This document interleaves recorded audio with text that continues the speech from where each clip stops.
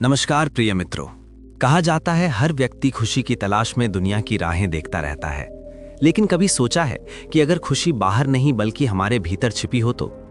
अगर वो रहस्य जिसे बुद्ध ने हजारों वर्ष पहले खोजा था आज भी हमारे जीवन को बदल सकता है?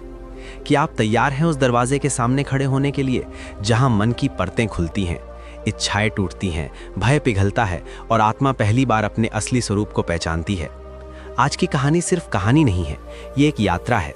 वो यात्रा जिसमें एक साधारण इंसान अपने भीतर बसे अंधकार और प्रकाश दोनों से टकराता है और उन रहस्यों को उजागर करता है जिनसे बुद्ध के संदेश की शुरुआत हुई थी। अगर आप भी अपने भीतर छिपे सत्य की आवाज़ को सुनना चाहते हैं, अगर आप भी जानना चाहते हैं कि खुशी क्यों पूरे जीवन हमें दौड़ाती है लेकिन पकड़ में नहीं आती, और यदि आप भी बुद्ध के ज्ञान को अनुभव की तरह महसूस करना चाहते हैं तो इस वीडियो को अंत तक देखें, क्योंकि आगे जो आप सुनने वाले हैं वो आपकी सोच, आपकी दिशा और शायद आपकी पूरी जिंदगी बदल सकता है। दोस्तों, एक समय की बात है। राजगृह की पहाड़ियों में फैला हुआ सन्नाटा अचानक एक अनजान यात्री के कदमों की आहट से कांप उठा। ये यात्री कोई साधारण व्यक्ति नहीं था। उसके चेहरे पर थकान थी मगर आंखों में बेचैनी थी, जैसे वो किसी ऐसे उत्तर की तलाश में चल पड़ा हो जो उसकी पूरी जिंदगी को हिला कर रख देगा। उसका नाम महाकश्यप नहीं था, वो अभी बुद्ध से भी नहीं मिला था। वो बस एक ऐसा व्यक्ति था जिसे पूरी दुनिया में खुशियों की तलाश थी, लेकिन हर कदम पर उसे खालीपन ही मिला था। उसने धन पाया, मित्र पाए, संबंध पाए, सम्मान पाया, लेकिन भीतर एक ऐसी जगह थी जो हमेशा अंधेरी, खाली और अपूर्ण रही। उसने सोचा कि शायद पहाड़ों में रहने वाले भिक्षुक उसे कोई जादुई उपाय बताएंगे, इसलिए वो एक रहस्यमयी गुफा तक पहुंचा, जहां के बारे में कहा जाता था कि इस गुफा में प्रवेश करने वाला कभी वैसा नहीं लौटता जैसा गया हो। प्रवेश करते ही उसे अजीब सी ठंडी हवा का झोंका महसूस हुआ, जैसे कोई अदृश्य शक्ति उसे परख रही हो, जैसे उसके मन के भीतर छिपे डर, घाव और बेचैनियां उस हवा में घुलकर बाहर आ रही हों। वो आगे बढ़ा और अचानक उसने एक मंद स्वर सुना, जैसे कोई कह रहा हो, खुशी की तलाश बाहर क्यों करता है जब दरवाजा भीतर है? यात्री चौंक गया। वो आवाज किसी इंसान की नहीं लगी, नहीं किसी देवता की। वो आवाज उसके अपने मन से भी नहीं आई। वो एक ऐसा कंपन था जो सीधा उसकी आत्मा में गूंज गया। उसने पूछा कि तुम कौन हो, मगर गुफा ने मौन रखा। उसने दोबारा कहा, मैं जानना चाहता हूं कि तुम कौन हो। तभी अंधेरे में एक हल्का सुनहरा प्रकाश उभरा। प्रकाश इतना शांत था कि उसकी रोशनी में भी अंधेरे का रहस्य खत्म नहीं हो रहा था। यही वो पल था जब उसकी जिंदगी का पहला सस्पेंस सामने आया। प्रकाश बोलने लगा, मैं तुम्हारा प्रश्न हूं। यात्री भ्रमित हो गया। प्रश्न कैसे बोल सकता है? उसने पूछा, तुम कहना क्या चाहते हो? प्रकाश बोला, जब तक तुम अपने प्रश्न को समझ नहीं लेते तब तक उत्तर तुम्हें नहीं मिलता। ये सुनकर यात्री का मन कांप गया। उसे पहली बार महसूस हुआ कि वो वर्षों से खुशी का उत्तर खोज रहा था, लेकिन उसने खुद से कभी ये नहीं पूछा कि असल में उसका प्रश्न क्या है। क्या वो खुशी चाहता है या उस खालीपन से भागना चाहता है जो उसके भीतर जम चुका है? प्रकाश ने कहा, खुशी बाहर नहीं है, इसलिए तुम उसे कभी पकड़ नहीं पाते। जो चीज भीतर है उसकी खोज बाहर करोगे तो सिर्फ भ्रम मिलेगा, दुख मिलेगा, अंतहीन थकान मिलेगी। यात्री ने कांपते हुए पूछा कि मैं किस दिशा में जाऊं जहां मुझे सच्चा उत्तर मिले। प्रकाश धीरे से मंद हुआ और कहा, एक व्यक्ति है जिसका मन शांत है, जिसका हृदय पारदर्शी है, जिसका मार्ग अंधकार को चीरकर प्रकाश में बदल देता है। उसकी नजर तुम्हारे भीतर छिपे प्रश्न को पहचान लेगी। वो तुम्हें बताएगा कि खुशी किस दिशा में नहीं, किस गहराई में है। यात्री ने पूछा, उसका नाम क्या है? और प्रकाश पूरी तरह बुझने से पहले बोला, उसका नाम बुद्ध है, लेकिन दुनिया उसे कुछ और कहने वाली है। यात्री ने पूछा, क्या वो कोई राजा है? प्रकाश बोला, अभी वो सिर्फ एक खोजी है, लेकिन उसकी खोज दुनिया को बदल देने वाली है। बस ये कहकर प्रकाश गायब हो गया और गुफा में फिर वही रहस्यमयी ठंडक फैल गई। यात्री का दिल तेज धड़कने लगा। उसे लगा कि शायद उसे जीवन का सबसे बड़ा संकेत मिल गया है। उसने गुफा से बाहर कदम रखा और पहली बार उसे हवा ने नए अर्थ में छुआ, जैसे संसार बदलने वाला हो। वो बुद्ध की तलाश में निकल पड़ा, मगर उसे नहीं पता था कि ये तलाश सिर्फ बुद्ध तक नहीं जाएगी, बल्कि उस बिंदु तक जाएगी जहां उसे अपनी आत्मा का दरवाजा मिलेगा। उस दरवाजे को खोलते ही उसकी किस्मत, उसका जीवन और उसकी खुशी हमेशा के लिए बदल जाएगी। यहीं से शुरू होती है वो यात्रा जहां एक साधारण मनुष्य बुद्ध के संदेश को समझता है और दुनिया को बताता है कि खुशी भीतर है, बाहर सिर्फ परछाइयां हैं। यात्री अब पहाड़ों से उतर चुका था और उसके दिल में एक ही नाम गूंज रहा था, बुद्ध। लेकिन वो नहीं जानता था कि बुद्ध कौन है, कहाँ है और क्यों पूरी दुनिया के उत्तर उसी एक व्यक्ति के भीतर छिपे हुए हैं। उसने एक लंबे रास्ते पर कदम रखा। रास्ता सूना था, हवा चल रही थी और हर पेड़ की शाखा ऐसे हिल रही थी जैसे उसे चेतावनी दे रही हो कि आगे का मार्ग आसान नहीं है। फिर भी उसके भीतर एक अजीब सा खिंचाव था, जैसे कोई अदृश्य शक्ति उसे आगे बढ़ने को मजबूर कर रही हो। चलते चलते वो एक छोटे से गांव पहुंचा। गांव के लोग शांत थे, लेकिन उनकी आंखों में एक अजीब सी चमक थी, जैसे वे किसी ऐसे व्यक्ति के बारे में जानते हो जिसकी उपस्थिति ने उनके जीवन को बदल दिया हो। यात्री ने पूछा, क्या आप किसी बुद्ध को जानते हैं? तभी एक बूढ़ा किसान मुस्कुराया और बोला, बेटे, बुद्ध को खोजने वाले से पहले उसके प्रश्न को खोजा जाता है। ये सुनकर यात्री को झटका लगा। उसने कहा, मुझे उसका मार्ग चाहिए, उसका परीक्षण नहीं। बूढ़ा बोला, मार्ग वही पाता है जो स्वयं से भागना छोड़ दे। फिर उसने एक दूर पहाड़ी की ओर इशारा किया, जहां एक विशाल पेड़ खड़ा था। पेड़ के चारों ओर हल्की सी रोशनी तैर रही थी, जैसे प्रकृति स्वयं उसे संरक्षित कर रही हो। किसान बोला, बुद्ध अक्सर उस पेड़ के नीचे बैठकर ध्यान करते हैं, पर ध्यान रहे, उनसे मिलने वाले को पहले अपने मन का आवरण हटाना पड़ता है, नहीं तो उनकी आंखें तुम्हें सच दिखा देंगी, और सच कभी आसान नहीं होता। ये सुनकर यात्री का मन हिल गया, क्योंकि उसे पहली बार डर लगा कि कहीं वो अपनी ही सच्चाई का सामना करने के लिए तैयार ना हो। फिर भी वो आगे बढ़ा, जैसे उसकी आत्मा उसे धक्का दे रही हो, जैसे कोई अदृश्य हाथ उसे सच की ओर खींच रहा हो। जब वो पेड़ के पास पहुंचा तो वहां एक अजीब शांति थी, इतनी गहरी शांति कि हवा भी रुक गई थी, पक्षी मौन हो गए थे और समय जैसे धीरे चलने लगा था। पेड़ तले एक युवा पुरुष बैठा था। उसके चेहरे पर ऐसी स्थिरता थी कि उसे देखकर लगता था जैसे दुनिया के सारे तूफान उसके भीतर आकर शांत हो जाते हों। यात्री ने धीरे से पुकारा, भगवान। बुद्ध ने आंखें खोली, मगर उसकी आंखों में जो गहराई थी उसने यात्री को अंदर तक झकझोर दिया। वो न क्रोध था, न प्रेम, न उदासी, न खुशी। वो कुछ अलग था, ऐसा जैसे उनकी आंखें मनुष्य के भीतर छिपी हर परत को पढ़ लेती हों। बुद्ध ने कहा, तुम कौन हो? यात्री ने कहा, मैं हूं जो खुशी की तलाश में भटकता रहा हूं, पर अब मुझे बताया गया है कि उत्तर आपके पास है। बुद्ध ने मुस्कुराए बिना कहा, उत्तर किसी के पास नहीं होता, उत्तर वहीं होता है जहां उसे खोजा जाता है। यात्री बोला, लेकिन मुझे कहा गया कि आप मेरे भीतर के प्रश्न को पहचान सकते हैं। बुद्ध ने कहा, तुम प्रश्न लेकर आए हो, लेकिन उसे जानते नहीं हो। जैसे कोई व्यक्ति ताले को लेकर घूमता है, लेकिन उसे पता ही नहीं कि चाबी कहाँ खोई है।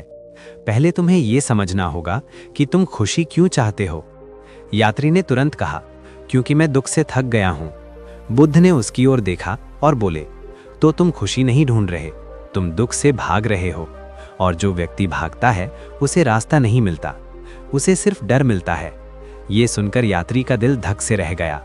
पहली बार किसी ने उसके मन को ऐसे पढ़ा था जैसे उसे खोल कर रख दिया हो। बुद्ध ने आगे कहा, तुम सोचते हो कि खुशी बाहर है, इसलिए तुम उसे पकड़ने के लिए दौड़ते हो, पर दौड़ कभी खत्म नहीं होती, क्योंकि जो भीतर नहीं है वो बाहर मिल भी नहीं सकता। यात्री ने कांपते हुए पूछा, तो क्या मुझे खुशी खोजने का अधिकार नहीं? बुद्ध ने धीरे से कहा, अधिकार सबको है, लेकिन रास्ता सब नहीं चल पाते, क्योंकि रास्ता भीतर जाता है, और भीतर जाने के लिए तुम्हें अपने डर के दरवाजे खोलने पड़ते हैं। यात्री ने पूछा, क्या आप मुझे ये मार्ग दिखाएंगे?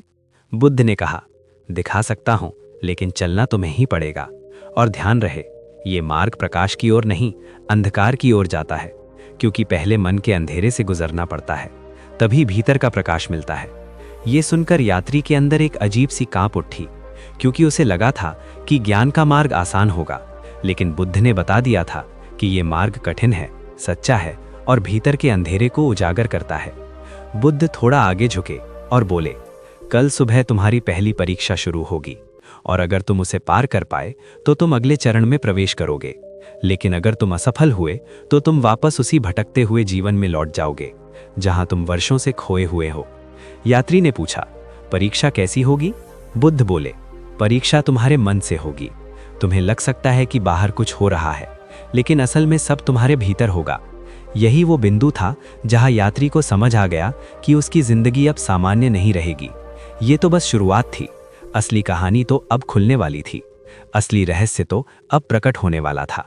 और बुद्ध ने कहा, अगर तुम इस राह पे चल पड़े हो तो तैयार रहना, क्योंकि सच हमेशा पहले डर की तरह सामने आता है, लेकिन जो डर को देख लेता है वो दुख से मुक्त हो जाता है, और वही व्यक्ति समझ पाता है कि खुशी भीतर है, बाहर सिर्फ उसका भ्रम।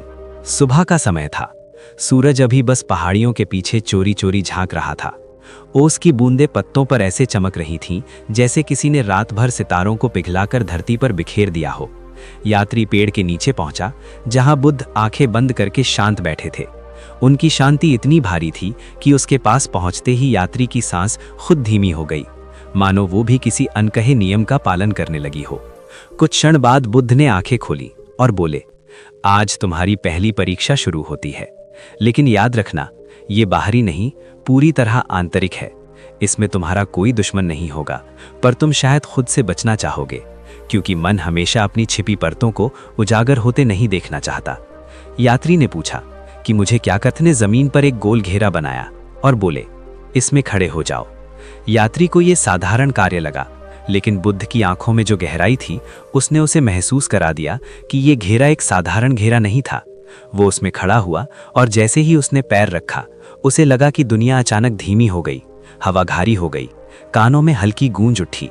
उसने सोचा, शायद ये उसका भ्रम है, पर बुद्ध ने कहा, ये भ्रम नहीं है, ये मन की पहली प्रतिक्रिया है।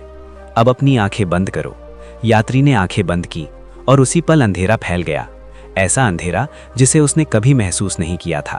अंधेरा जिसमें कोई आकार नहीं था, कोई रास्ता नहीं था, सिर्फ एक भारीपन था जो उसकी छाती पर बैठ गया और उसकी सांसें तेज होने लगी। बुद्ध की आवाज दूर से आई, डरो मत, ये तुम्हारा मन है, और मन अपनी सच्चाई को पहले अंधेरे के रूप में दिखाता है। यात्री ने कहा, मुझे कुछ दिखाई नहीं दे रहा, क्या मुझे आगे बढ़ना चाहिए? बुद्ध ने कहा, नहीं, तुम्हें देखने की नहीं, महसूस करने की जरूरत है। अंधेरों को महसूस करो, उनके पीछे छिपे डर को पहचानो, तभी प्रकाश का जन्म होगा। अचानक यात्री को लगा कि कोई उसकी तरफ बढ़ रहा है, एक परछाई, लंबी, काली और भारी। उसने महसूस किया कि उस परछाई में उसका ही कोई हिस्सा था, पर कौन सा हिस्सा, ये वो समझ नहीं पा रहा था। परछाई ने धीरे से कहा, मैं तुम्हारा दुख हूं, मैं तुम्हारी खाली रातें हूं, मैं तुम्हारा वो हिस्सा हूं जिससे तुम हमेशा भागते रहे हो, लेकिन मैं कभी तुम्हारे पीछे से हटता नहीं।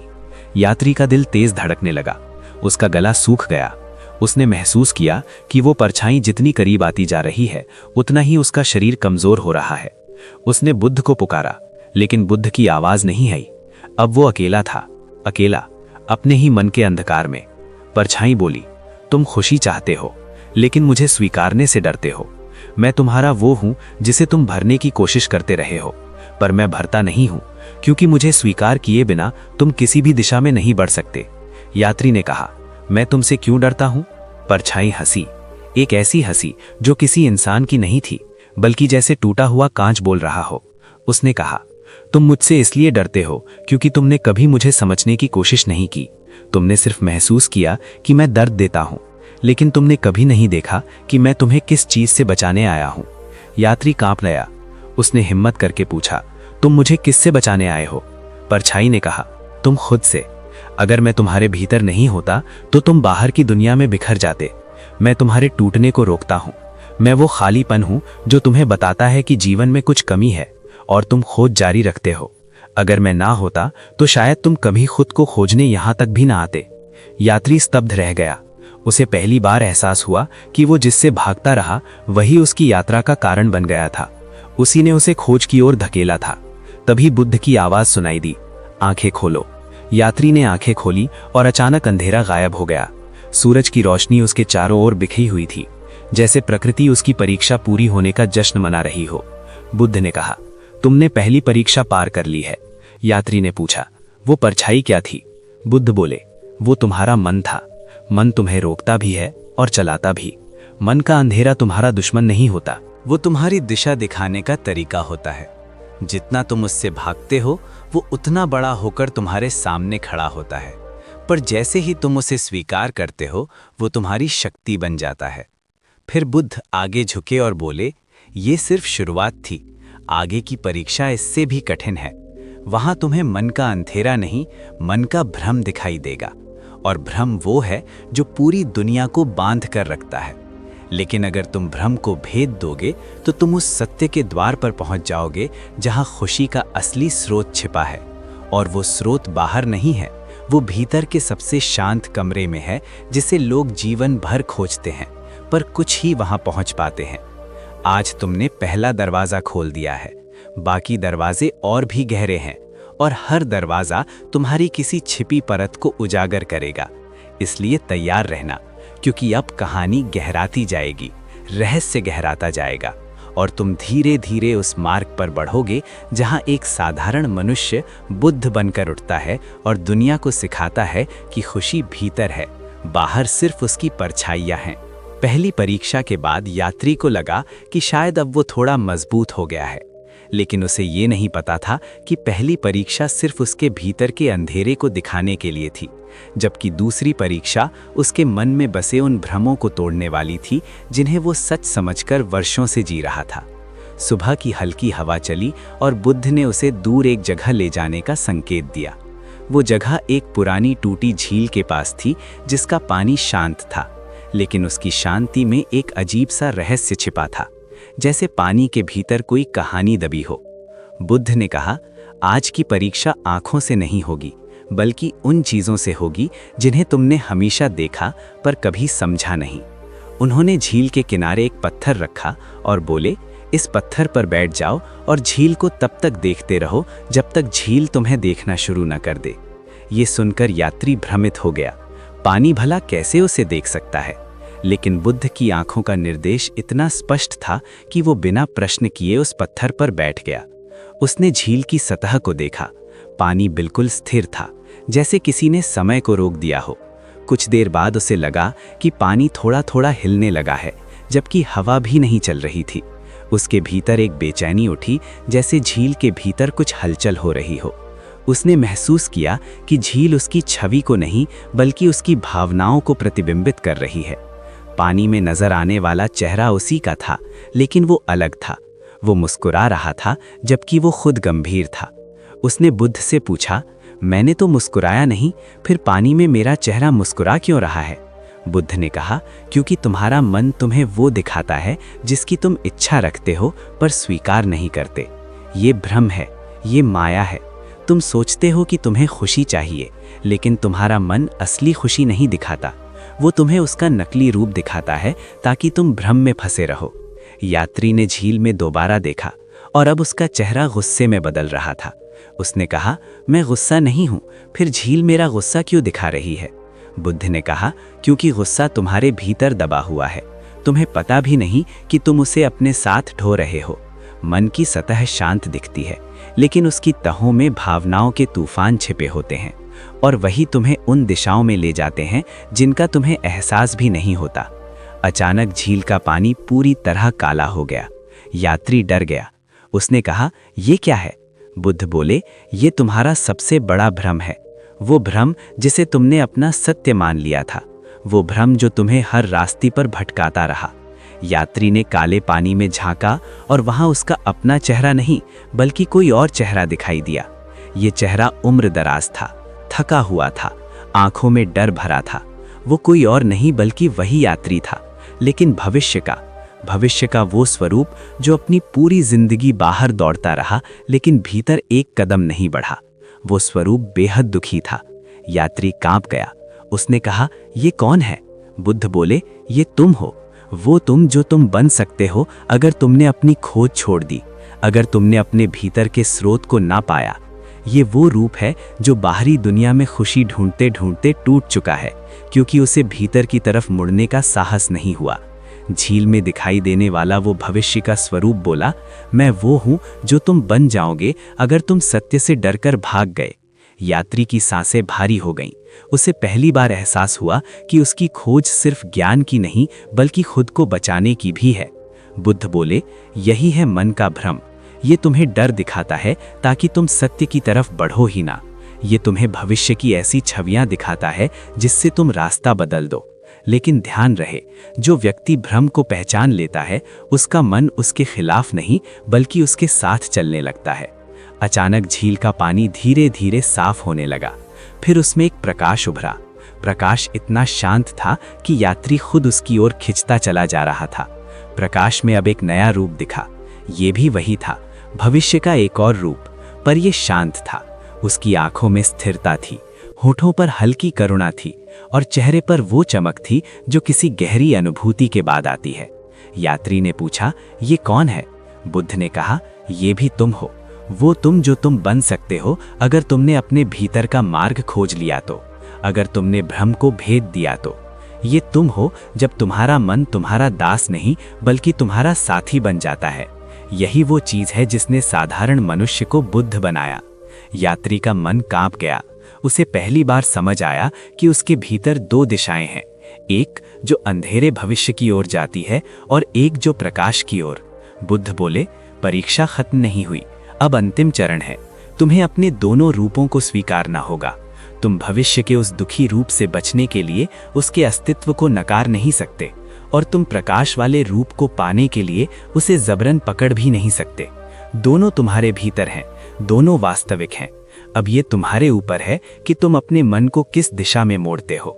यात्री की आंखों में आंसू आ गए। उसने झील से कहा, मैं तुम्हें स्वीकार करता हूँ, तुम्हारे अंधेरे रूप को भी और तुम्हारे प्रकाश रूप को भी। दोनों मेरे हिस्से हैं और मैं उनसे भागना नहीं चाहता। इतनी बात कहते ही झील का पानी एकदम शांत हो गया, इतना शांत कि पानी और हवा का अंतर मिट गया। बुद्ध ने कहा, तुमने दूसरी परीक्षा पार कर ली है। अब तुम भ्रम को देख सकते हो, अब तुम उससे बच सकते हो, अब तुम उसके पार जा सकते हो। आगे का मार्ग और गहरा है और लंबा है, लेकिन तुम उसका सामना कर सकते हो क्योंकि तुमने मन के दर्पण को साफ कर दिया है। याद रखना, जब मन का दर्पण साफ होता है तभी मनुष्य अपने भीतर के प्रकाश को देख पाता है और वही प्रकाश असली खुशी का स्रोत है। वही बताता है कि खुशी बाहर नहीं, भीतर है। दूसरी परीक्षा के बाद यात्री को लगने लगा था कि अब वो थोड़ा साफ देखने लगा है, मन के भ्रमों को पहचानना सीख गया है। लेकिन बुद्ध जानते थे कि खोज का मार्ग कभी सीधा नहीं होता। हर परीक्षा पिछले से कठिन होती है, क्योंकि हर नई परीक्षा मन की और गहरी परत को उजागर करती है। तीसरे दिन सुबह बुद्ध ने उसे जंगल की ओर चलने का संकेत दिया। जंगल घना था, पेड़ ऊंचे थे, चारों तरफ ऐसी खामोशी थी जैसे प्रकृति किसी पुराने रहस्य को छुपा कर बैठी हो। बुद्ध चलते हुए बोले, आज तुम उस शक्ति से मिलोगे जिसने मनुष्य को सबसे ज्यादा बांधा है, जिसने साम्राज्य गिराए हैं, जिसने रिश्ते तोड़े हैं, जिसने मन को बेचैन किया है और जिसे लोग अपनी जिंदगी का लक्ष्य समझ लेते हैं, पर असल में वही शक्ति उन्हें अपने भीतर से दूर ले जाती है। आज तुम इच्छा से मिलोगे और इच्छा किसी व्यक्ति की तरह नहीं आती।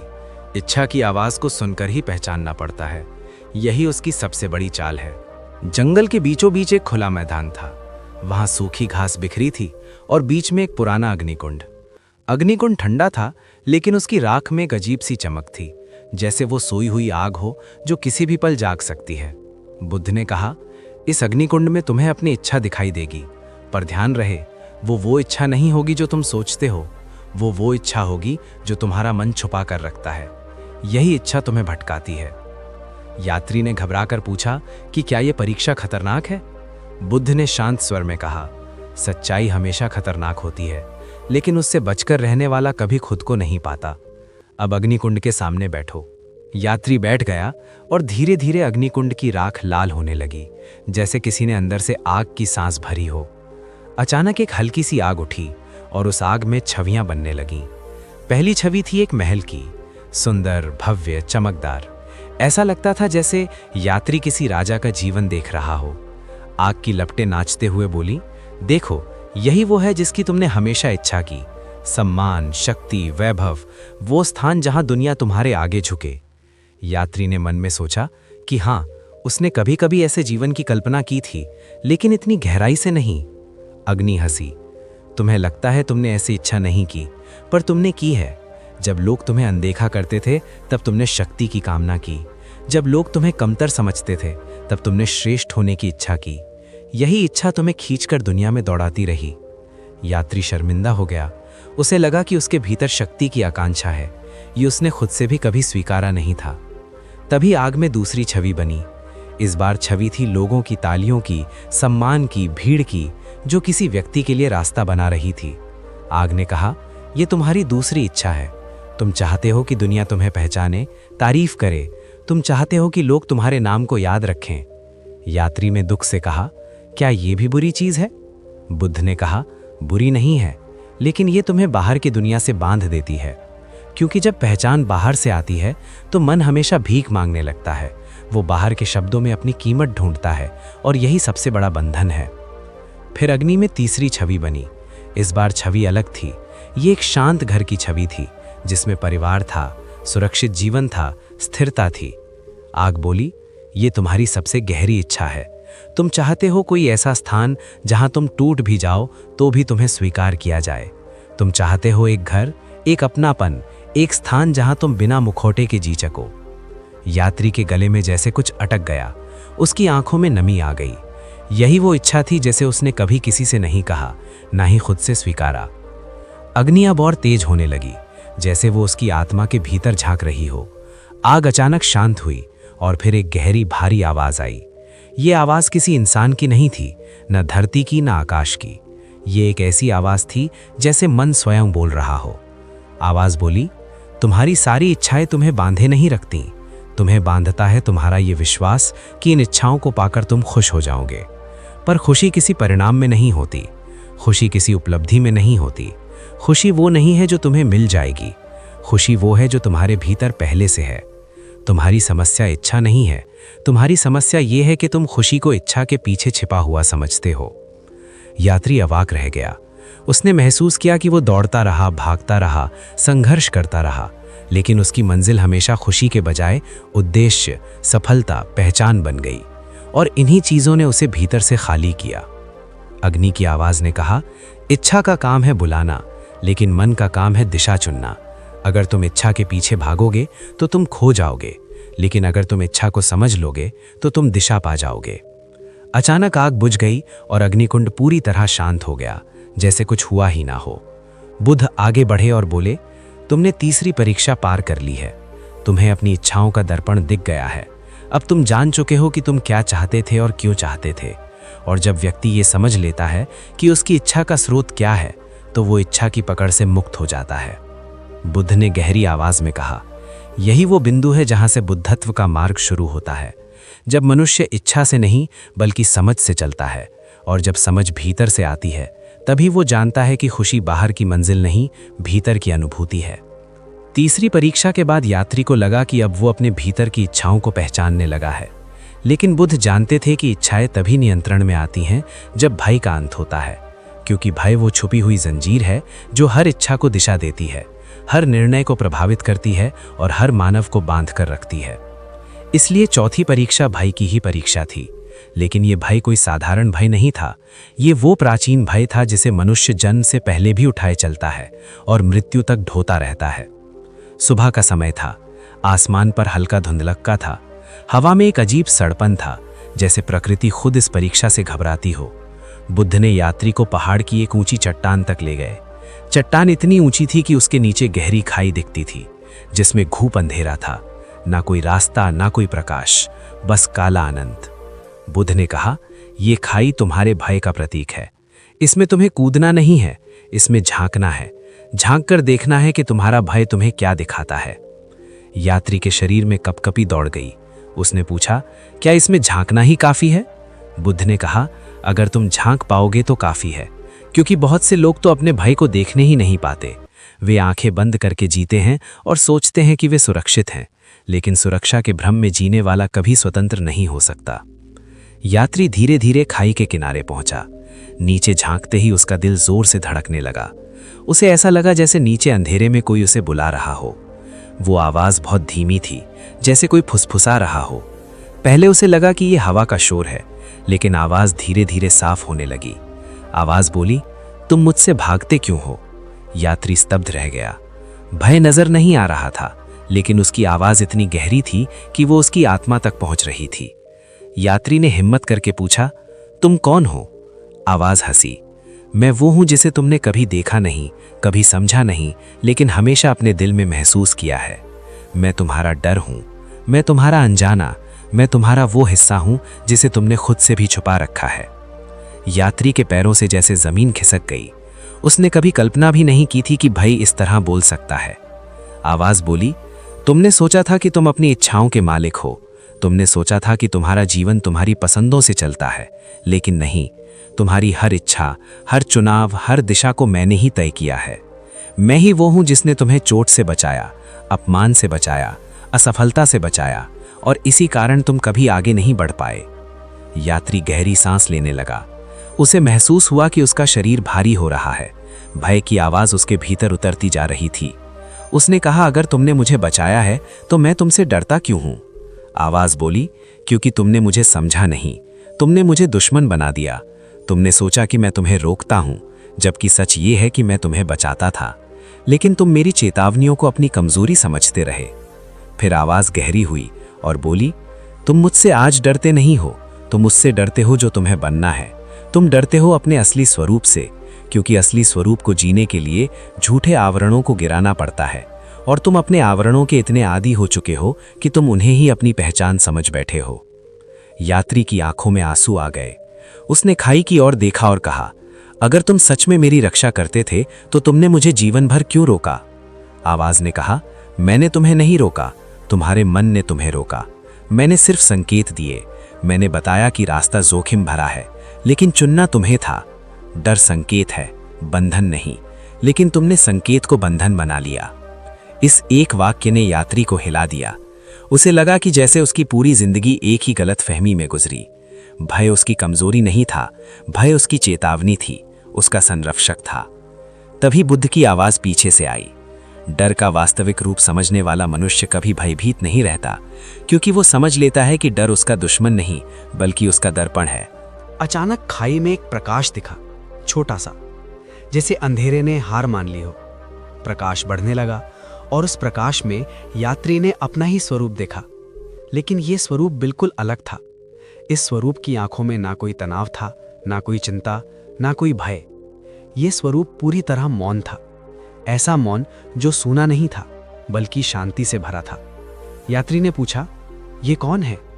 भय की आवाज बोली, ये तुम हो जब तुम मुझसे ऊपर उठ जाते हो, जब तुम मुझे दुश्मन नहीं बल्कि शिक्षक मान लेते हो।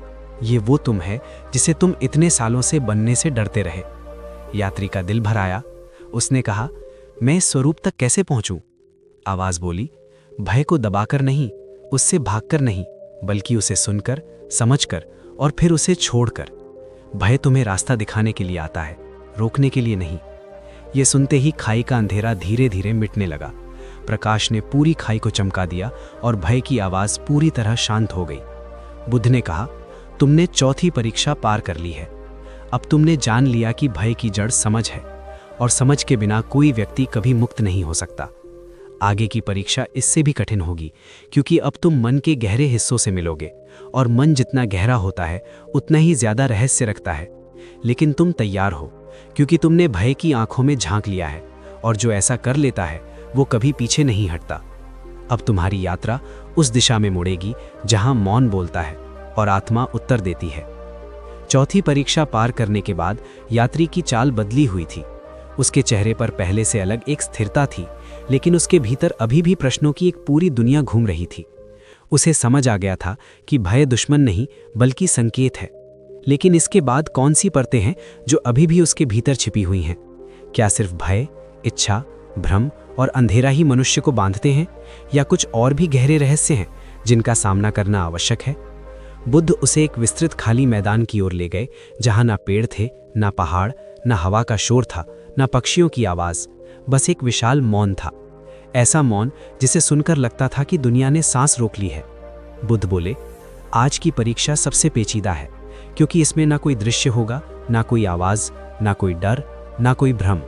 इसमें तुम्हारा सामना खुद तुमसे होगा, तुम्हारे मौन से, तुम्हारी आत्मा की उस पुकार से जिसे तुमने जीवन भर अनसुना किया है। यात्री चौंक गया। उसने सोचा कि आत्मा भी पुकारती है। क्या आत्मा के शब्द होते हैं? बुद्ध ने कहा, आत्मा शब्दों से नहीं बोलती, वो मौन से बोलती है, पर मन इतना शोर करता है कि उसकी आवाज सुनाई ही नहीं देती। आज तुम्हें उसी आवाज को सुनना है। बुद्ध ने जमीन पर एक रेखा खींची और बोले, इस रेखा के भीतर कदम रखते ही तुम दुनिया से कट जाओगे। ये दुनिया तुम्हें नहीं छुएगी।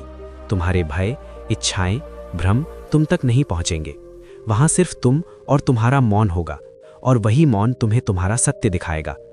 यात्री ने घबराते हुए पूछा, अगर मैं अंदर फंस गया तो? बुद्ध ने कहा, यह रेखा बंधन नहीं है, ये द्वार है। जो सत्य को स्वीकारता है वो बाहर आ जाता है, और जो उससे भागता है वो अंदर खो जाता है। लेकिन तुम अब तक हर परीक्षा पार कर चुके हो, इसलिए मुझे विश्वास है कि तुम खोगे नहीं बल्कि खुद को पाओगे। यात्री ने गहरी सांस ली और रेखा के भीतर कदम रखा, और उसी क्षण दुनिया का हर शोर गायब हो गया। हवा भी रुक गई। उसके आसपास सब स्थिर हो गया। इतना स्थिर कि उसे अपने दिल की धड़कन भी पहाड़ों की गूंज जैसी लगने लगी। उसने इधर उधर देखा, लेकिन कुछ भी नहीं बदल रहा था। ऐसा लगा जैसे वो किसी ऐसी जगह पहुंच गया हो जहां समय का कोई अर्थ नहीं है। धीरे धीरे उसे महसूस हुआ कि उसके विचार भी शांत हो रहे हैं। मन की आवाज़ें जो हमेशा उसके कानों में गूंजती रहती थीं, वे अचानक रुक गईं। उसे पहली बार लगा कि वो अपने भीतर की ओर गिर रहा है, जैसे किसी अनदेखी गहराई में, जैसे कोई कुआं जिसमें पानी नहीं, सिर्फ मौन है। वो और गहराई में डूबता गया और अचानक उस गहराई में एक हल्का प्रकाश उभरा, बिना आकृति, बिना आकार, सिर्फ एक कोमल चमक। उस प्रकाश से एक आवाज़ आई, लेकिन ये आवाज़ बाहरी नहीं थी, ये आवाज़ उसके भीतर से उठ रही थी। आवाज़ बोली, तुम बहुत दूर आ चुके हो, लेकिन तुमने अभी तक वो नहीं सुना जिससे तुम्हारी यात्रा शुरू हुई थी। तुमने हमेशा बाहरी दुनिया की बात सुनी, लोगों की, इच्छाओं की, भय की, अपेक्षाओं की, पर तुमने अपनी आत्मा की बात कभी नहीं सुनी। यात्री का शरीर कांप गया। उसने पूछा, तुम कौन हो? आवाज़ बोली, मैं वही हूँ जिसे तुमने जीवन भर तलाशा। मैं तुम्हारा सच हूँ, तुम्हारा मौन हूँ, तुम्हारी आत्मा हूँ। यात्री रोने लगा। उसने कहा, मैंने तुम्हें क्यों नहीं सुना इतने साल? आवाज़ बोली, क्योंकि तुमने स्वयं को कभी अकेला होने नहीं दिया। जब भी मैं बोलने की कोशिश करती, तुम भाग जाते, कभी शोर की तरफ, कभी दौड़ की तरफ, कभी लोगों की तरफ। तुम मन को सुनते रहे और आत्मा को अनसुना करते रहे। यही कारण है कि तुमने खुशी को बाहर खोजा जबकि वो भीतर थी। यात्री ने धीरे से कहा, तुम चाहती क्या हो मुझसे? आवाज़ बोली, मैं कुछ नहीं चाहती, मैं तुमको चाहती हूँ। तुम जो अपने भय से ऊपर उठ चुका है, तुम जो भ्रम को पहचान चुका है, तुम जो इच्छा को समझ चुका है। अब तुम्हें सिर्फ एक चीज़ पहचाननी है, अपनी दिशा, क्योंकि दिशा वही होती है जहाँ आत्मा खींचती है, मन नहीं।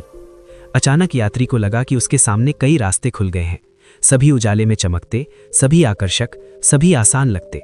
उसने पूछा, इनमें से मेरा रास्ता कौन सा है? आवाज़ बोली, जो सबसे शांत है, जो सबसे कठिन है, जो तुम्हें भीतर की ओर ले जाता है, क्योंकि बाहरी रास्ते शोर करते हैं, पर आत्मा का रास्ता मौन में बुलाता है। यात्री ने उन रास्तों को गौर से देखा। कुछ पर स्वर्णिम चमक थी, कुछ पर सफलता की रोशनी, कुछ पर लोगों की भीड़, पर एक रास्ता ऐसा था जो बिल्कुल शांत था, साधारण, बिना किसी आकर्षण के, लेकिन उससे एक हल्की सी गर्माहट उठ रही थी, जैसे वो रास्ता उसे बुला रहा हो। आवाज़ बोली, वही तुम्हारा मार्ग है, क्योंकि आत्मा का मार्ग कभी चमकता नहीं, बस सहज महसूस होता है। यात्री ने पूछा, क्या इस मार्ग पर मुझे खुशी मिलेगी? आवाज़ बोली, खुशी कुछ पाने से नहीं आती। खुशी वो जगह है जहाँ आत्मा विश्राम करती है, जहाँ मन और चेतना का संघर्ष समाप्त होता है, जहाँ व्यक्ति स्वयं को स्वीकार कर लेता है। वास्तविक खुशी मंजिल नहीं है, वो अवस्था है, अवस्था जिसमें तुम अभी प्रवेश करने वाले हो।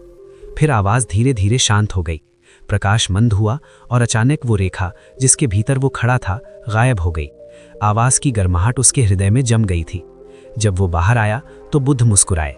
ये पहली बार था जब बुद्ध ने स्पष्ट मुस्कान दी। उन्होंने कहा, तुमने 5वीं परीक्षा पार कर ली है, अब तुमने अपनी आत्मा की आवाज़ सुन ली है, अब तुम खो नहीं सकते। जो व्यक्ति आत्मा की दिशा में चल रहा हो, उसे दुनिया का कोई तूफान नहीं मोड़ सकता। बुद्ध ने गहरी आवाज़ में कहा, अब तुम्हारी यात्रा और गहरी होने वाली है, क्योंकि आगे की परीक्षा मन की नहीं, चेतना की परीक्षा है, और चेतना वो द्वार है जहाँ से साधारण मनुष्य बुद्ध बनकर निकलता है। 5वीं परीक्षा के बाद यात्री का हृदय पहले से कहीं ज़्यादा शांत था, लेकिन बुद्ध जानते थे कि असली यात्रा अब शुरू होती है, क्योंकि आत्मा की आवाज़ सुन लेना काफ़ी नहीं है, उसे समझना और उसके अनुसार जीना ही चेतना का आरंभ है।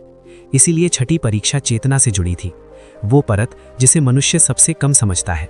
मन, शरीर, भावनाएं, इच्छाएं, भय, भ्रम, मौन, सब कुछ चेतना के बाहर का खेल है, जबकि चेतना वो है जो सबको देखती है, सबको मार्ग देती है, लेकिन कभी दिखाई नहीं देती। बुद्ध यात्री को एक सुनसान घाटी में ले गए जहां दूर दूर तक कोई जीवन का चिन्ह नहीं था। घाटी में एक अजीब स्थिरता थी, हवा तक जैसे यहां प्रवेश करने से डर रही हो। बुद्ध ने कहा, आज तुम उस हिस्से से मिलोगे जो तुम्हें जीवन भर देखता रहा है, लेकिन तुमने उसे कभी नहीं देखा। आज तुम अपने निरीक्षक से मिलोगे, वो निरीक्षक तुम्हारा असली स्वरूप है। यात्री चौंका, निरीक्षक कौन? निरीक्षक कौन? बुद्ध बोले, मन सोचता है, शरीर चलता है, भावनाएं महसूस करती हैं, लेकिन इन सब को देखने वाला कौन है? वही निरीक्षक है, वही चेतना है जो हर पल तुम्हें भीतर से देखती है, पर तुम उससे अनजान रहे। आज तुम्हें उससे मिलना है। यात्री ने पूछा, ये कैसे होगा? बुद्ध ने कहा, केवल एक तरीके से। तुम्हें अपनी हर भावना, हर विचार, हर हलचल को दूर बुद्ध से देखना होगा, जैसे तुम स्वयं को नहीं बल्कि किसी और को देख रहे हो। तभी निरीक्षक प्रकट होगा। वो तभी दिखता है जब व्यक्ति अपने मैं को पीछे छोड़ देता है। बुद्ध ने जमीन पर बैठने का संकेत दिया। यात्री बैठ गया, आंखें बंद की और तभी घाटी में एक हल्का कंपन फैल गया, जैसे धरती खुद उसकी चेतना को छूने लगी हो। उसके भीतर अचानक विचार उठने लगे, यादें उभरने लगीं, कुछ पुराने घाव, कुछ डर, कुछ अनकही बातें। पहले उसने सोचा ये परीक्षा उसके मन को फिर से उलझाने लगी है, लेकिन बुद्ध ने कहा, इन विचारों को रोकना नहीं है, इन्हें देखने वाला बनो। इनमें डूबना नहीं है, इन्हें बहने दो। यात्री ने कोशिश की। सामने विचार आते गए, गुजरते गए। कुछ विचार उसे चुभे, कुछ उसे रुलाते, कुछ उसे गुस्से में डालते, लेकिन वो उन्हें पकड़ने की बजाय देखने लगा।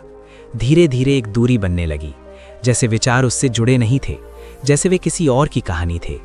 अचानक उसे महसूस हुआ कि वह विचारों के पीछे छिपा कोई दूसरा स्वरूप भी है, एक शांत स्वरूप जो उन विचारों को सिर्फ देख रहा है, न प्रतिक्रिया न भाव, सिर्फ दृष्टा। यही वो निरीक्षक था। निरीक्षक की उपस्थिति इतनी शांत थी कि यात्री के शरीर में एक अजीब हल्कापन भरने लगा, जैसे वर्षों का बोझ उतरता जा रहा हो, जैसे उसने पहली बार सांस ली हो। निरीक्षक की आवाज़ अचानक गूंजी, लेकिन ये आवाज़ उसके भीतर से नहीं आई, बल्कि उसके ऊपर कहीं से। फिर भी ये आवाज़ इतनी परिचित थी कि लगता था जैसे ये जीवन भर उसी की थी। आवाज़ बोली, तुम सोचते थे कि तुम तुम्हारे विचार हो, लेकिन तुम उन विचारों को देखने वाले हो। तुम सोचते थे कि तुम तुम्हारा दर्द हो, लेकिन तुम दर्द को देखने वाले हो। तुमने दुनिया को तुम्हारी पहचान तय करने दिया, जबकि तुम्हारी पहचान वो है जो चुपचाप सबको देखता है। वही निरीक्षक, वही चेतना। यात्री की आंखों से आंसू बहने लगे।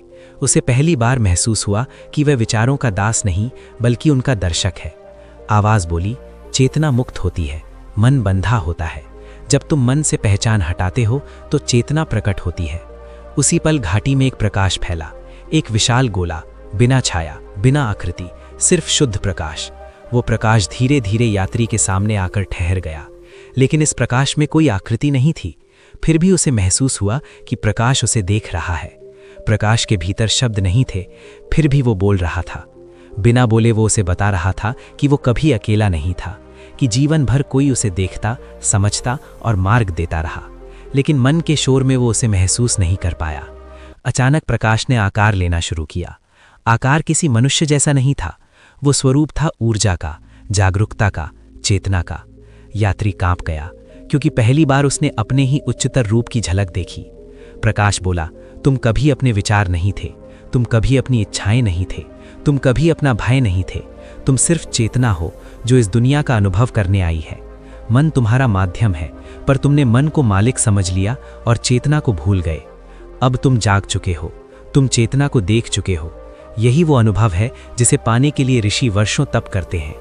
आज तुमने चेतना के द्वार पर दस्तक दी है, और ये द्वार वही खोल सकता है जो अपने भीतर गिर चुका हो। यात्री पूरी तरह रोशनी में डूब गया। उसे लगा जैसे वो खुद मिट रहा है। उसकी पहचान, उसका नाम, उसकी कहानी, सब कुछ धूल बनकर उड़ रहा है, और जो बच रहा है वो सिर्फ एक बिंदु था, एक प्रकाश का बिंदु जिसे कोई छू नहीं सकता, कोई बदल नहीं सकता। बुद्ध आगे आए और बोले, तुमने छठी परीक्षा पार कर ली है। अब तुम जान चुके हो कि तुम्हारी असली शक्ति चेतना है, न मन, न भय, न इच्छा, न शरीर। चेतना ही तुम्हारा असली घर है।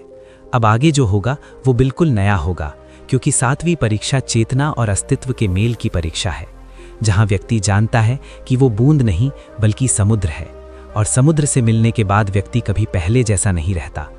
अब तुम उस मोड़ पर हो जहां साधारण मनुष्य समझ खो देता है और जागृत व्यक्ति सत्य पा लेता है। छठी परीक्षा के बाद यात्री पहले जैसे स्वयं को पहचान ही नहीं पा रहा था। चेतना के निरीक्षक को देखकर उसे समझ आ गया था कि वो नहीं जो वो जीवन भर सोचता रहा। उसका असली स्वरूप कहीं अधिक विशाल, कहीं अधिक शांत और कहीं अधिक स्वतंत्र था। लेकिन बुद्ध जानते थे कि जब तक व्यक्ति अंतिम बंधन नहीं काटता, तब तक बुद्धत्व का मार्ग अधूरा रहता है, और वो अंतिम बंधन अहंकार है। अहंकार वो जगह है जहां मन स्वयं को दुनिया का केंद्र मान लेता है, जहां व्यक्ति सोचता है कि उसका दुख ही सबसे बड़ा है, उसकी कहानी ही सबसे महत्वपूर्ण है, उसकी मेहनत, उसकी असफलता, उसकी तलाश ही जीवन की धुरी है, जबकि असल में जीवन उससे कहीं बड़ा है। चेतना उससे कहीं गहरी है और अस्तित्व अनंत है। इसलिए 7वीं परीक्षा का नाम था अस्तित्व का महासागर। बुद्ध उसे एक ऐसे स्थान पर ले गए जहां धरती अचानक खत्म हो जाती थी और उसके आगे कुछ दिखता नहीं था, जैसे वो स्थान दुनिया का किनारा हो। हवा यहाँ ऊपर तक शांत थी, लेकिन भीतर गूंजती थी जैसे किसी विशाल समुद्र की आवाज हो। बुद्ध ने कहा, यही वो जगह है जहां तुम्हारा सामना अस्तित्व से होगा। अस्तित्व तुम्हें आकार में देखने नहीं आता, वो तुम्हें तुम्हारी जड़ से पहचानता है। यहाँ तुम अपनी कहानी खोदोगे, अपना नाम खोदोगे, अपनी पहचान खोदोगे, और फिर तुम जान पाओगे कि तुम कौन थे, कौन हो और कौन बन सकते हो। यात्री ने नीचे देखा और वहाँ अंधेरा था, ऐसा अंधेरा जिसमें गहराई भी थी और विस्तार भी, जैसे कोई अनंत सागर जो दिखाई तो नहीं देता पर महसूस होता है। बुद्ध बोले, ये कोई समुद्र नहीं, कोई पानी नहीं, ये अस्तित्व का प्रतीक है, और इसमें उतरने के लिए व्यक्ति को खुद को छोड़ना पड़ता है, क्योंकि अस्तित्व उन लोगों को स्वीकार करता है जिन्होंने खुद को खाली कर दिया हो, ऐसे लोग जो किसी पहचान को पकड़कर नहीं बैठे हों। यात्री ने पूछा, इसमें उतरना कैसे होगा? बुद्ध बोले, न शरीर से न कदमों से, इसमें उतरना मन को छोड़कर होता है, क्योंकि मन सीमित है और अस्तित्व असीम। मन बंधन है और अस्तित्व स्वतंत्र। इसलिए आज तुम्हें मन और अहंकार को तिलक नहीं, मिटाना है, तभी ये द्वार खुलेगा। यात्री ने आंखें बंद की और उस असीम अंधकार की ओर ध्यान लगाया। पहले उसे कुछ महसूस नहीं हुआ, लेकिन धीरे धीरे उसे लगा कि वो उस अंधकार में खिंच रहा है, जैसे कोई अदृश्य शक्ति उसे भीतर बुला रही हो। खिंचाव बढ़ता गया। अचानक उसके भीतर आवाज़ें उभरने लगीं। ये आवाज़ें भय की नहीं थीं, बल्कि पहचान की थीं। आवाज़ें बोलीं, तुम कौन हो? यात्री ने कहा, मैं खोजने वाला हूँ। आवाज़ हंसी, खोजने वाला कौन? तुम्हारा नाम क्या है? यात्री ने कहा, मेरा नाम। वो रुक गया। उसका नाम उसके मन में आया, लेकिन जैसे ही वो उसे बोलना चाहता था, वो नाम टूट गया, जैसे उसका अर्थ मिट गया हो। आवाज़ बोली, तुम्हारी पहचान क्या है? तुम क्या बनना चाहते हो? यात्री ने कहा, मैं सत्य चाहता हूँ। आवाज़ बोली, सत्य तो तब मिलता है जब तुम मैं छोड़ दोगे, क्योंकि मैं ही सबसे बड़ा भ्रम है। मैं वो कवच है जिसके भीतर तुमने खुद को कैद कर लिया है। तुम समझते हो कि तुम्हारा दुख, तुम्हारी मेहनत, तुम्हारे भय, तुम्हारी इच्छाएं ही तुम्हें बनाती हैं, जबकि सच ये है कि तुम इन सब के बिना भी पूर्ण हो। तुम चेतना हो।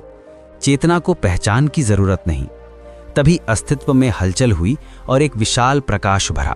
प्रकाश इतना बड़ा था कि यात्री को लगा वो एक बिंदु है और अस्तित्व एक ब्रह्मांड। प्रकाश बोला, तुम वर्षों तक खुद को कहानी मानते रहे, अपनी पीड़ा को, अपने अनुभवों को, अपने संघर्षों को, जबकि तुम वो कहानी हो ही नहीं। तुम वो ऊर्जा हो जो कहानी को अनुभव कर रही है। यात्री के भीतर सन्नाटा फैल गया। उसे लगा उसकी आइडेंटिटी टूट रही है, जैसे एक दर्पण जो पूरी उम्र टूटे बिना खड़ा था, अब खुद ही चूर चूर हो रहा हो। उसके भीतर आवाज आई, अगर मैं मेरी पहचान नहीं हूं, मेरे विचार नहीं हूं, मेरा अतीत नहीं हूं, तो मैं कौन हूं? अचानक प्रकाश ने गति ली और उसमें से 3 आकृतियां बनी। पहली आकृति यात्री की ही तरह थी, वही शरीर, वही उम्र, वही चेहरा। ये वो था जिसे दुनिया देखती थी। दूसरी आकृति बहुत ही छोटी थी। ये आंतरिक मन था। ये वो रूप था जिसमें उसकी इच्छाएं, डर, गुस्सा, कमजोरी सब थे। लेकिन तीसरी आकृति सबसे अलग थी। यह आकृति सिर्फ प्रकाश थी, बिना आकार, बिना छाया, बिना अतीत, बिना भविष्य। प्रकाश बोला, इनमें से 2 रूप अस्थायी हैं, बदलते हैं, मिट जाते हैं, पर तीसरा रूप कभी नहीं बदलता, कभी नहीं मिटता। वही तुम हो, वही चेतना, वही आत्मा, वही जागृति। यात्री का मन तेजी से धड़कने लगा। उसे महसूस हुआ कि उसका अहंकार, उसकी पहचान, उसका मैं, वो सब किसी पुराने खोल की तरह उसके शरीर से गिर रहा है, जैसे कोई सांप अपना पुराना जहर भरा फटा हुआ कच्चा कवच उतारकर नया बन रहा हो। अचानक अस्तित्व से एक भारी सवाल आया, क्या तुम अपने मैं को छोड़ने के लिए तैयार हो? यात्री ने कांपते हुए कहा, अगर मैं को छोड़ दूंगा तो क्या बचूंगा? अस्तित्व बोला, वही जो हमेशा था, वही जो हमेशा रहेगा, वही जो मृत्यु के बाद भी मिटता नहीं, वही जो जन्म से पहले भी था, वही तुम। यात्री भीतर तक हिल गया। उसने पहली बार महसूस किया कि उसका मैं कितना छोटी, संकीर्ण और अस्थायी चीज थी। वो बोला, मैं तैयार हूं। यही कहते ही वो असीम प्रकाश में गिर गया। गिरा नहीं, बल्कि पिघल गया। उसका मैं जैसे जलकर राख हो गया, और जब वो राख खुली तो मिला बस एक बिंदु, एक शुद्ध चेतना का बिंदु। अस्तित्व ने उसे अपने भीतर समेट लिया। वो अस्तित्व में विलीन हो गया और अस्तित्व उसकी आंखों से दुनिया देखने लगा। थोड़ी देर बाद प्रकाश धीमा हुआ और यात्री फिर से धरती पर था।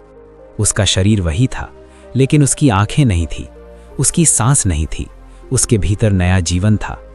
बुद्ध ने कहा, तुमने अस्तित्व को स्पर्श कर लिया है। ये जागरण की अंतिम सीढ़ी है। अब तुम वो नहीं जो पहले थे। अब तुम चेतना के स्तर पर जाग चुके हो। अब तुम्हें सिर्फ 2 परीक्षाएं और देनी है, लेकिन वो 2 परीक्षाएं सबसे कठिन है, क्योंकि वहां तुम सत्य से नहीं, अपने शेष बंधनों से मिलोगे, और वही बंधन बुद्ध और मनुष्य में अंतर पैदा करते हैं। 7वीं परीक्षा के बाद यात्री पहले जैसा मनुष्य नहीं रहा था। अस्तित्व के महासागर में खुद को मिटते हुए उसने अहंकार की अंतिम पकड़ भी छोड़ दी थी। वो अब जान चुका था कि वो उसकी पहचान नहीं, उसका नाम नहीं, उसकी कहानी नहीं, वो सिर्फ चेतना है। वही स्वरूप जो जन्म से पहले भी था और मृत्यु के बाद भी रहेगा। लेकिन बुद्ध जानते थे कि जागरण की यात्रा अभी पूरी नहीं हुई। अभी 2 और अंतिम बंधन थे जो मानव को ज्ञान से दूर रखते हैं। पहला बंधन है अहंकार का अवशेष और दूसरा बंधन है कर्तापन का भ्रम। और इन्हीं दोनों को तोड़ने के लिए अंतिम परीक्षा शुरू हुई। बुद्ध उसे एक शांत नदी के पास ले गए, जहां पानी इतना साफ था कि उसमें आकाश का प्रतिबिंब भी वास्तविक लगता था, मानो धरती और आकाश का अलग अस्तित्व ही ना हो। बुद्ध बोले, इस नदी को लोग साधारण देखते हैं, लेकिन ये तुम्हारे भीतर के सत्य का दर्पण है। आज इस दर्पण में तुम वो देखोगे जो मनुष्य जीवन भर छुपाता है। यात्री ने पानी में झांका और उसे अपना प्रतिबिंब दिखा, लेकिन ये प्रतिबिंब हिल नहीं रहा था। हवा चल रही थी, पत्ते डोल रहे थे, लेकिन उसका प्रतिबिंब उसी जगह स्थिर था। उसने कहा, ये कैसे संभव है? बुद्ध बोले, क्योंकि ये तुम नहीं हो, ये तुम्हारा अवशेष अहंकार है। अहंकार जो अब भी खुद को जीवित समझता है। भले तुम चेतना को देख चुके हो, पर अहंकार अंतिम क्षण तक खत्म नहीं होता। वो तुम्हारी परिधि से हट चुका है, पर तुम्हारी गहराई से नहीं। इसी कारण ये स्थिर है। उसे लगता है कि वो तुम्हारे बिना भी अस्तित्व रखता है। अचानक वो प्रतिबिंब बोलने लगा। आवाज गहरी थी, डरावनी नहीं बल्कि भारी। वो बोला, तुम सोचते हो कि तुम मुक्त हो गए हो, तुम सोचते हो कि तुम सच को पहचान चुके हो, लेकिन तुम भूल रहे हो कि मैंने तुम्हें बनाया है। मैं तुम्हारी पहचान हूं, मैं तुम्हारी कहानी हूं, मैं तुम्हारा जीवन हूं। तुम मुझे कैसे छोड़ सकते हो? यात्री कांप गया। उसने कहा, मैं तुम नहीं हूं, मैं चेतना हूं। प्रतिबिंब हंसा। वो बोला, चेतना तो सबके भीतर है, पर सब बुद्ध नहीं बनते। बुद्ध वो बनता है जो पहचान को पूरी तरह त्याग दे। तुमने पहचान को छोड़ा है, नष्ट नहीं किया। अब भी तुम्हारे भीतर एक जगह है जहां तुम्हें लगता है कि तुमने ये सब हासिल किया है, और यही विचार तुम्हारे जागरण के रास्ते में अंतिम दीवार बनकर खड़ा है। अस्तित्व ने तुम्हें स्वीकार किया, लेकिन अहंकार की परछाई अब भी तुमसे चिपकी हुई है, और परछाई का काम है व्यक्ति को ये विश्वास दिलाना कि वो सबका केंद्र है। तभी नदी का पानी काला होने लगा और वो प्रतिबिंब विकृत होकर एक भयावह स्वरूप में बदल गया। ये अब कोई मानव नहीं था, ये आकृति थी गंधर्व जैसे आकार की। ये बोली, मैं वो हूं जिसने तुम्हें चलाया, तुम्हें दिशा दी, तुम्हें दूसरों से अलग महसूस कराया, तुम्हें उपलब्धियों की ओर धकेला। मैं वो हूं जिसने तुम्हें कहा कि तुम विशेष हो, और अब तुम मुझे त्यागना चाहते हो। यात्री ने गहरी सांस ली और बोला, हाँ, मैं तुम्हें छोड़ना चाहता हूं, क्योंकि तुमने मुझे जीवन भर बंधन में रखा, प्रकाश से दूर रखा, सत्य से दूर रखा। तभी वो काला प्रतिबिंब चिल्लाया और बोला, तुम मेरी वजह से ही यहां पहुंचे हो। अगर मैं ना होता तो तुम खोजते ही नहीं। यात्री चुप हो गया, क्योंकि ये बात सच थी। अहंकार ही था जिसने उसे दुख दिया, और उसी दुख ने उसे खोज में धकेला। लेकिन बुद्ध आगे आए और बोले, अहंकार हमेशा सत्य का आधा हिस्सा दिखाता है। हाँ, ये सही है कि अहंकार ने तुम्हें रास्ते पर धकेला, लेकिन वो भी सत्य की तलाश नहीं, अपनी श्रेष्ठता साबित करने के लिए।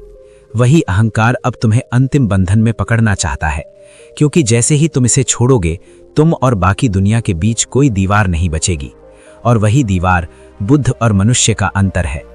यात्री ने पानी की ओर झुककर कहा, मैं तुम्हें स्वीकार करता हूं, तुम्हारे होने को भी और तुम्हारे जाने को भी। तुमने मुझे रास्ते पर धकेला, लेकिन अब मुझे तुम्हारी जरूरत नहीं। ये कहते ही पानी का काला रंग गायब हो गया और प्रतिबिंब शांत होकर मिट गया, जैसे कोई पुराना बंधन हवा में घुल गया हो। बुद्ध मुस्कुराए और बोले, ये 8वीं परीक्षा पूरी हुई। अब अंतिम परीक्षा बची है, जिसे कर्तापन का भ्रम कहते हैं। ये वो भ्रम है जिसमें मनुष्य सोचता है कि वो सब कुछ करता है, वही कारण है, वही निर्माता है, वही मुख्य पात्र है। लेकिन सच्चा ज्ञान तब आता है जब व्यक्ति समझता है कि वो कुछ नहीं करता, वो सिर्फ माध्यम है। चेतना कर्म कराती है, अस्तित्व दिशा देता है, व्यक्ति सिर्फ अनुभव करता है। इसलिए अंतिम परीक्षा के लिए रात का इंतजार किया गया। रात गहरी थी, आकाश में तारे जले हुए दीपकों की तरह जगमगा रहे थे। बुद्ध यात्री को एक ऊंचे टीले पर ले गए, जहां से पूरा संसार नीचे दिखाई देता था। बुद्ध बोले, दुनिया को देखो। यात्री ने नीचे देखा, उसे लोग दिखे, पशु दिखे, जीवन चल रहा था। कहीं हंसी, कहीं दर्द, कहीं संघर्ष, कहीं शांति।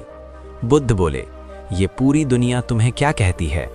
यात्री ने कहा कि हर कोई अपना जीवन चला रहा है, सब अपनी अपनी दिशा में दौड़ रहे हैं। बुद्ध ने कहा, गलत। ये दुनिया कहती है कि तुम अकेले सब कुछ नहीं कर रहे, ये सबकी धारा है, ये अस्तित्व का प्रवाह है, तुम बस उसका हिस्सा हो। लेकिन मनुष्य सोचता है कि उसकी मेहनत, उसकी शक्ति, उसका प्रयास सबका मूल है, जबकि वो तो बस धारा में बह रहा है। उसे लगता है कि वो नाव चलाता है, जबकि नाव खुद बह रही होती है। अब तुम्हें ये भ्रम तोड़ना है। तभी अंधेरे में नीचे की दुनिया गायब होने लगी और उसकी जगह प्रकाश का एक विशाल जाल उभर आया, जैसे हर जीव, हर घटना, हर दिशा किसी अदृश्य सूत्र से जुड़ी हो। बुद्ध बोले, यही कर्म का जाल है। तुम इसमें बंधे नहीं हो, तुम इसमें प्रवाह में हो। तुम करता नहीं हो, तुम अनुभव करता हो। तभी जाल के बीच एक प्रकाश बिंदु उभरा। यात्री ने पूछा, ये क्या है? बुद्ध बोले, ये तुम्हें दर्शाता है। अब इसे देखो। जैसे ही यात्री ने देखा, वह बिंदु स्वयं फैलने लगा। पहले प्रकाश का गोला बना, फिर वो गोला पूरे जाल से जुड़ गया। यात्री ने कहा, मैं फैल क्यों रहा हूं? बुद्ध बोले, क्योंकि तुम स्वयं कभी सीमित थे ही नहीं, सीमाएं मन ने बनाई थीं। सच में तुम वही हो जो इस जाल को देखता है, ना इसका केंद्र, ना इसका किनारा। तुम्हारी भूमिका चर्ता की नहीं, साक्षी की है, और यही बुद्धत्व की अंतिम समझ है। अचानक प्रकाश फटा और यात्री उसमें विलीन हो गया। कुछ क्षणों बाद वह टीले पर वापस था, लेकिन उसकी आंखों में ब्रह्मांड जैसा मौन था। बुद्ध बोले, तुम्हारी सभी परीक्षाएं पूरी हो गईं। अब तुम जान चुके हो कि खुशी बाहर नहीं, भीतर है। तुम जान चुके हो कि मन बंधन है, चेतना स्वतंत्र है। तुम जान चुके हो कि दुनिया कहानी है और तुम कहानी के पार हो। अब तुम बुद्धत्व के द्वार पर खड़े हो और यही तुम्हारे जीवन का वास्तविक आरंभ है। तो दोस्तों, ये यात्रा यहाँ खत्म नहीं होती, बल्कि यहीं से शुरू होती है, क्योंकि बुद्ध के ज्ञान की गहराई एक कहानी से नहीं, बल्कि भीतर की आंख खुलने से प्रकट होती है। आपने अभी जिस रहस्य को सुना, वह सिर्फ शब्द नहीं था, वह एक संकेत था, एक पुकार थी जो आपके भीतर उस सोई हुई चेतना को जगाने आई है। और अगर आपके मन में भी कहीं एक हलचल उठी, कहीं एक सवाल उभरा, कहीं एक खामोश चमक जागी, तो समझिए कि ये वीडियो सिर्फ सुना नहीं गया, इसे आपकी आत्मा ने महसूस किया है। आगे आने वाली कहानियों में ये मार्ग और गहरा होगा, रहस्य और खुलेंगे, और आप खुद को उसी दिशा में खिंचता पाएंगे जहां बुद्धत्व की रोशनी बुलाती है। इसलिए जाने से पहले इस यात्रा को यहीं मत छोड़िए, इसे आगे बढ़ाइए। इस अनुभव को उन लोगों तक पहुंचाइए जो बाहर खुशी ढूंढते हैं पर भीतर रास्ता खो देते हैं। वीडियो को लाइक कीजिए, शेयर कीजिए, कमेंट में बताइए कि आज की कहानी के किस पल ने आपके दिल को छुआ।